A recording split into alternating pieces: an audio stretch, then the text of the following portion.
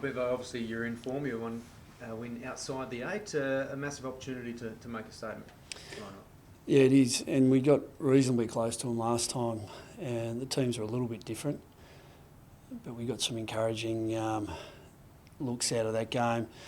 And there's some momentum in what we're doing. It's obviously going to be a pretty different game under the roof compared to what we embraced in Adelaide, but so we'll need to adjust again and bring it back to some of the core sort of aspects of the way we play, and hopefully we can really challenge them. There must be some genuine self-belief that you can get the job done. Yeah, there has been all year. We've had some dips and some really good wins and some close ones where we kicked ourselves or shot ourselves in the foot a little bit through not making the most of our opportunities. So there's never really been a stage during the year where we've doubted ourselves. And the pleasing thing is 3 weeks on now from the bye, we've really attacked this back end of the year, and yeah, as you mentioned, it's just a great opportunity to play the top side, who are the benchmark, and to get this scalp would be enormous for us. When you've done your homework this week, if you look back at that round 9 where you're pushing for 3 quarters, or have you looked at Port Adelaide and how they've dismantled them a couple of weeks ago? We've reflected on that game when we played them, and identified again, what our vulnerabilities were, and there's some change within their ranks, so that their rucks will probably be a bit different to what they were that night, I would have thought. And Port Adelaide's win over them was just there was a lot of stealth in it. There was a really physical and hard contest, and they were impressive, Port. So we knew last week to beat them on their dunghill that we were going to have to approach that game with the extremes of our venom, and we were able to do that, and that aspect of the game will be important again. It's Geelong again. Does playing under the roof allow you to, try and get the game on your own terms a bit more? Geelong are as good a side as any. You're using the footy and defending in space, so I don't think we've got any real advantage there, and their track record on the bigger grounds is pretty impressive. I think they've been going reasonably well at the MCG, and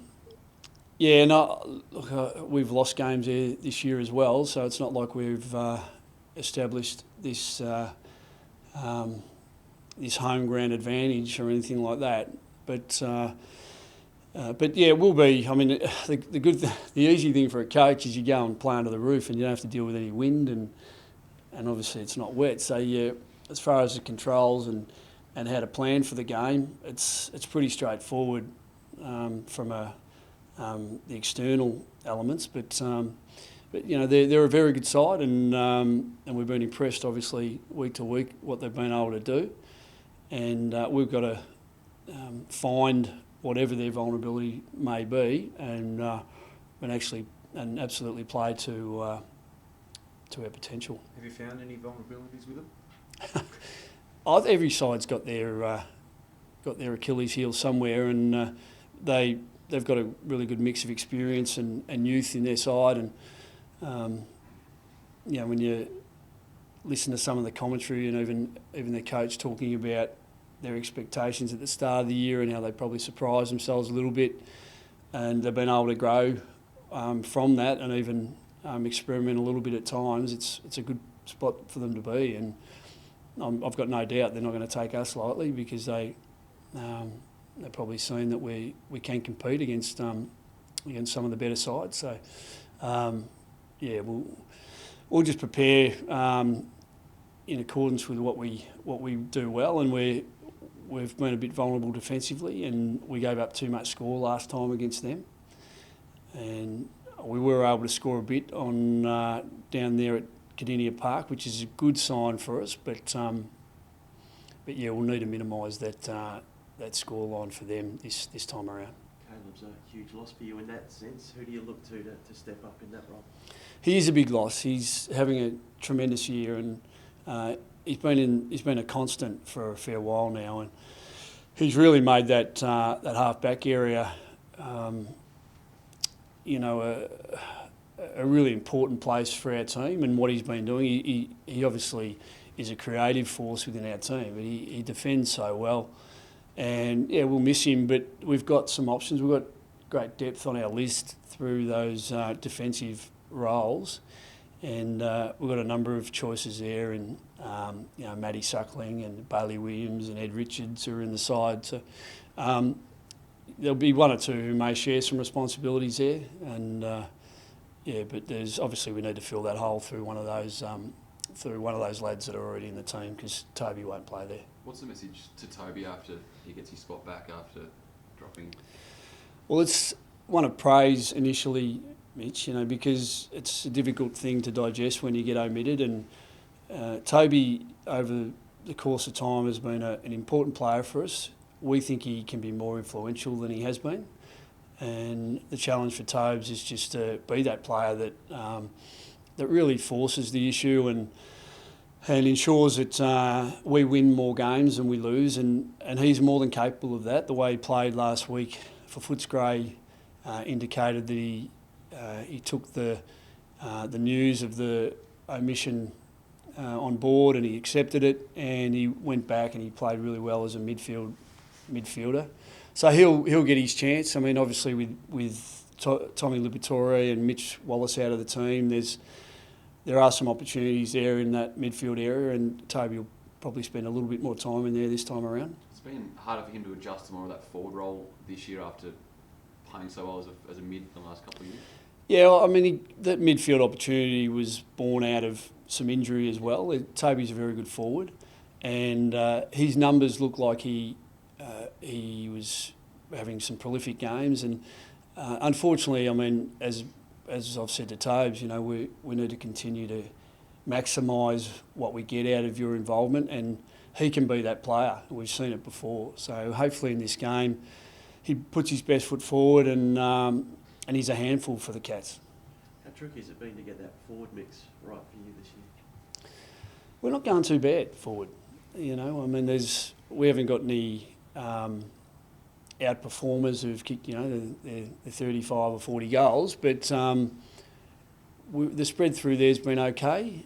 Obviously, Billy Gowes has gone out of the side in recent times, and Shaq's been in and out. The constants up there have been going reasonably well. Dicko's been in and out. So, yeah, I mean, your question from that point of view, and I'm talking about some instability there, aren't I? But our method and our ability to create scoring shots has been pretty good. It's a handful of players who've probably just missed some gettable ones that would have been nice that maybe give us an extra couple of W's. But we've been happy with some of the evolution of our ball movement, and we've taken a lot of marks inside 50. So it shows that we've been able to lower the eyes at the right time and kick to advantage other times, and that's going to be an important part of this game, because they're a good defensive unit, and last time we were okay with that part of the game when we played them. We'll need to reproduce that again this time around. Josh Schache took his opportunities on the weekend. You just tell him now that the spot's yours, and to give him that confidence that it's his, because he's worked so hard to get back. Well, I don't think any spot's ever anyone's, Mitch. I mean, Shaq's a developing player, and week to week, I mean, it's not even about goals for Josh. It's about presence and being there when we need him to give us that contest. And he works hard, works extremely hard. And, at times we ask him to pinch hit in the ruck as well to give Tim a chop out. And there's all these things, these elements in his game that are really important that he gets right before the goals. But in those conditions last week, those 3 goals were just so important for us. And he'll get a lot of confidence off that. And, he didn't necessarily have the greatest start to last week's game, so for him to persevere, that was a really good sign for him. And the more he plays and the more he gets those fundamentals right, the more he'll feel like he belongs. So last couple of weeks have been a big step forward for him. Bradley Hill's manager spoke overnight, indicating that he'll look to come back to Victoria in the next year or two. You've got a relationship with him? I have, yeah. He's a great young fella. I have, but we haven't inquired in Brad's direct. I shouldn't say that, because if you ask me a question about another player and I don't say we haven't inquired, then you're going to think we've inquired. So, Would you consider it?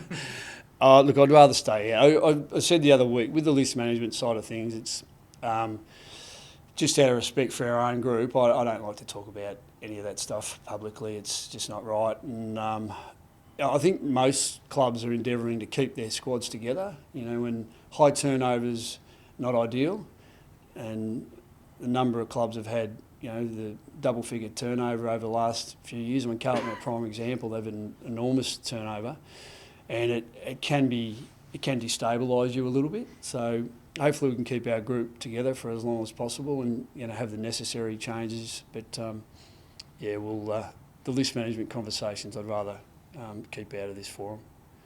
You just mentioned earlier about the Cats perhaps surprising themselves this season. Do you think that maybe a bit of overconfidence could play into their hands this weekend? Well, I'd hope so, but I don't think so. No, I think they're pretty level, and I mean they've got some real match winners in their team, and there's obviously within any team there's that competition for spots, and we can see that with them this week that there's a handful of players playing pretty well at state league level, and Scott Selwood can't get a game at the moment, and Darcy Ford, who kicked 3 goals against us last week, is an emergency, and I mean we'd anticipate that probably Gary Rowan would play. He's an emergency, so there'll be at least one change. I would have thought, but yeah, I mean that competition through those areas, and they're small forward ranks. There's a lot of depth there, so you wouldn't want to put a foot wrong there. You'll find someone taking your spot. So I think that's probably part of the drive for what they're doing, and it's really healthy for them. They're really well coached. I mean they weren't going so well last week, and they made a really critical move with Blitzaz playing in the ruck, and that really worked for them. So they've got some tricks up their sleeve that have helped them win games, and so on and off the field they're doing really well, and we'll need to be on our mettle both on the field and in the coach's box as well. Right, thanks everyone. Ta.